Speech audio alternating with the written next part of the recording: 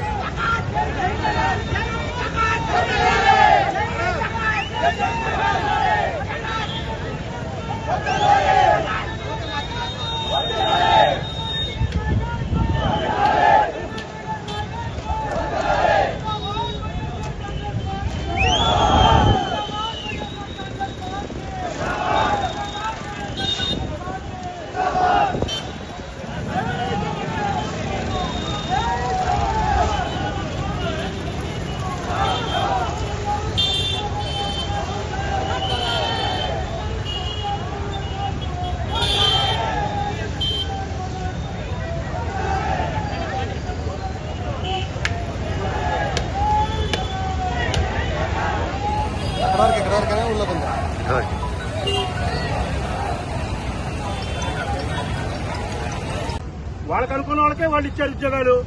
అంతేకాకుండా మరి software association అని చెప్పి ఒకటి ఉంది.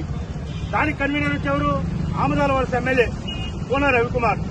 ఆయన ఆధ్వర్యంలో 38 ఉద్యోగాలు ఇచ్చారు.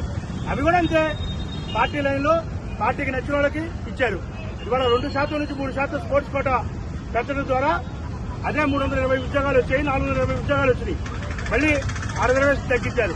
ఈ విధంగా గవర్నమెంట్ లోగో డీపీ పెట్టుకుని ఒక అతను బేరసారాలు ఆడాడు అభ్యర్థులతో. మీకు 15 లక్షలు ఇస్తే 20 లక్షలు ఇస్తే నేను ఉద్యోగం ఇప్పిస్తానని. ఇవాళ వరకు కూడా అతన్ని బెయిలబుల్ సెక్షన్స్ కట్టారు తప్ప నాన్ బెయిలబుల్ సెక్షన్స్ కట్టలా.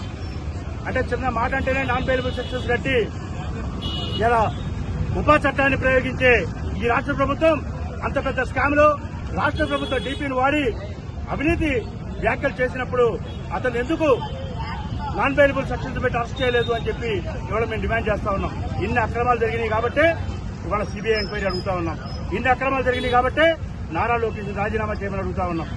ఇవి ఒక 10 రోజులుగా గ్రామ స్థాయికి కూడా తీసుకొచ్చి విద్యార్థుల్ని, నిరుద్యోగ యువకులను కూడా భాగస్వామ్యం చేసి ఈ రాష్ట్రంలో పెద్ద ప్రజా ఉద్యమంగా దీన్ని తీర్చిదిద్ది ఒక జన్జీ ఉద్యమం.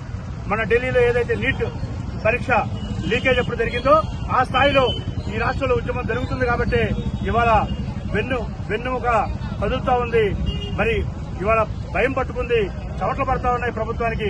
అందువల్లనే ఇంత అనాగరికంగా, ఇంత అప్రజాస్వామికంగా ఈ విధంగా పోలీసులు దుశ్చర్యలకు పాల్పడుతున్నారని చెప్పి నేను తెలియజేస్తాను. డిఎస్సీలో అక్రమాలు జరిగినాయి, డిఎస్సీలో కుంభకోణం జరిగింది. డిఎస్సీ పైన సమగ్రమైన సిబిఐ విచారణ కావాలి.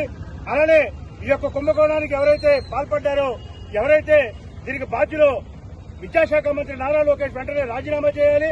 అలానే ఫీజు రియంబర్స్మెంట్ బకాయిలు 3,000 కోట్లు, 3,000 రూపాయలు నెలకి ప్రతి నిరుద్యోగి కూడా బాకీ ఉంది.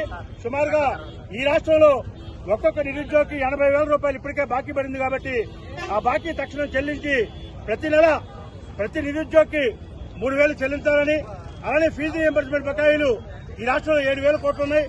అలానే వసతి దీవెన బకాయిలు 3,000 కోట్లు, మొత్తం 10,000 కోట్లు కూడా తక్షణం చెల్లించాలని, అలానే ఏదైతే జాబ్ క్యాలెండర్ ఇచ్చారో ఆ జాబ్ క్యాలెండర్ ప్రకారం ప్రతి జనవరిలో కూడా నోటిఫికేషన్లు ఇవ్వాలని, అలానే ఏదైతే వీళ్లు 20 లక్షల ఉద్యోగాలు ఇస్తారని చెప్పి సంవత్సరానికి 4 లక్షలు ఇస్తారని చెప్పారో అవి సక్రమంగా అమలుపరచాలనే డిమాండ్తోని ఇవాళ మరి పెద్ద ఎత్తున వైఎస్ఆర్ కాంగ్రెస్ పార్టీ కార్యాలయం నుంచి అంబేద్కర్ విగ్రహం వరకు కూడా శాంతియుతమైన ర్యాలీ చేయడం జరిగింది.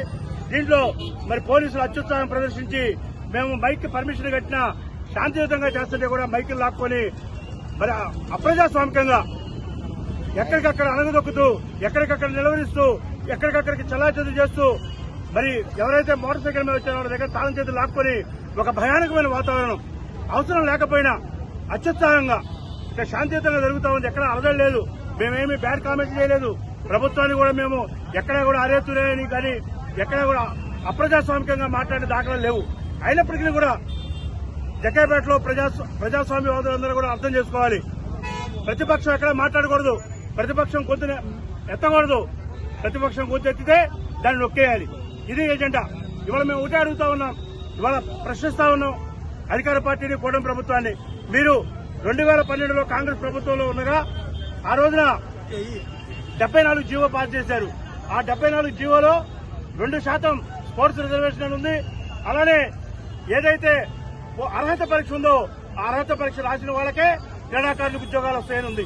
కానీ మీరు 2025లో డిఎస్సి ఇవ్వడం కోసం ఆ 74 జీవోను రద్దు చేసి 447 2 జీవోలు ఇచ్చారు.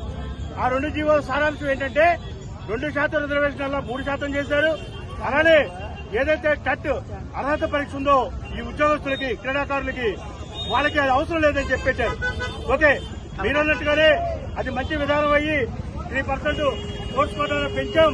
ఎందుకంటే అర్హత కలిగిన క్రీడాకారులను ప్రోత్సహించాలి, ఈ రాష్ట్రంలో దేశంలో క్రీడలను ప్రోత్సహించాలనే ఉద్దేశం ఉంటే మీరు 2% నుంచి 3% చేయొచ్చు. క్రీడాకారులు కూడా హర్షిస్తారు, విద్యావంతులు కూడా హర్షిస్తారు. కానీ మీరేం చేశారు?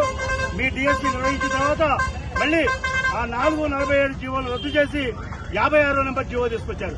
అందులో ఏముంది? అందులో మళ్లీ యాజ్ ఇట్ ఈజ్ గా 2% రిజర్వేషన్ ఉంది స్పోర్ట్స్ కోటా. అలానే మళ్లీ టెట్ పరీక్ష కంపల్సరీ అని ఉంది. దీని ద్వారా మీ దురుద్దేశాలు అర్థమవుతున్నాయని చెప్పి ఇవాళ మేము అడుగుతా ఉన్నాం. దీని మీద ఒక సూటిగా సమాధానం చెప్పాలని చెప్పి ఇవాళ మేము అడుగుతా ఉన్నాం. అదొక్కటే కాదు, బందర్లో అంటే ఉమ్మడి కృష్ణా జిల్లాలో నవీన్ అనే విద్యార్థి ఎస్సీఆర్టీలో పనిచేస్తున్నాడు. అతని పని ఏంటంటే 2016 నుంచి 25 వరకు ఉన్నాడు అతను ఉద్యోగంలో.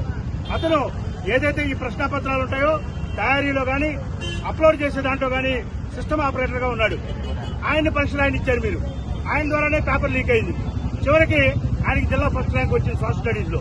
కానీ ఉద్యోగం ఎందుకు ఇవ్వలేదని అడుగుతున్నాం. జిల్లా ఫస్ట్ ర్యాంక్ వచ్చిన వాళ్ళకి ఉద్యోగం ఇవ్వాలా వద్దా? ఇవ్వాలా వద్దా? ఎందుకు ఇవ్వట్లేదు? ఆ ఒక్క విద్యార్థి ఎందుకు పక్కన పెట్టారు మీరు? అతను హైకోర్టుకు వెళ్ళాడు. అంటే ఏదో తప్పు జరిగిందని మీరు ఒప్పుకున్నారు. అంటే ఎక్కడో ఒకసారి లీకేజ్ జరిగిందని మీరు ఒప్పుకున్నారు కాబట్టి ఆ విద్యార్థికి మీరు ఉద్యోగం ఇవ్వకుండా పక్కన పెట్టారు. దాన్ని మేము ప్రశ్నిస్తా ఉన్నాం. అలానే మరి స్పోర్ట్స్ కోటా చూస్తే ఇంటర్ డిస్ట్రిక్ట్ అంటే అంతర్ జిల్లాలు, ఇంటర్ యూనివర్సిటీ, అంతర్ యూనివర్సిటీలు, ఇంటర్ కాలేజ్ ఈ ఈవెంట్ లో పాల్గొన్న వాళ్ళకు కూడా మీరు సర్టిఫికెట్లు ఉంటే ఉద్యోగాలు ఇచ్చారు. కానీ జాతీయ స్థాయిలో గోల్డ్ మెడల్ వచ్చినటువంటి గంగయ్యకి మాత్రం మీరు ఉద్యోగం ఇవ్వాల. ఎందుకు ఇవ్వలేదని అడుగుతా ఉన్నాం. జాతీయ స్థాయిలో గోల్డ్ మెడల్ వచ్చింది ఆర్చరీలో అతనికి. అంతేకాదు ఇవాళ జూడో అసోసియేషన్ తరఫున మీరు 39 ఉద్యోగాలు ఇచ్చారు. దానికి అధినేత ఎవరండి? కన్వీనర్ ఎవరంటే సాక్షాత్తు నారా లోకేష్ తోడలుడు, బాలకృష్ణ గారికి అల్లుడు, చంద్రబాబు నాయుడు గారికి బియ్యంకుడి అల్లుడు. ఇది ఆయనకి జూడో అసోసియేషన్ ప్రెసిడెంట్, ఆయన వైజాగ్ ఎంపీ. మరి తప్పులు జరగకుండా ఎందుకుంటాయండి? అక్రమ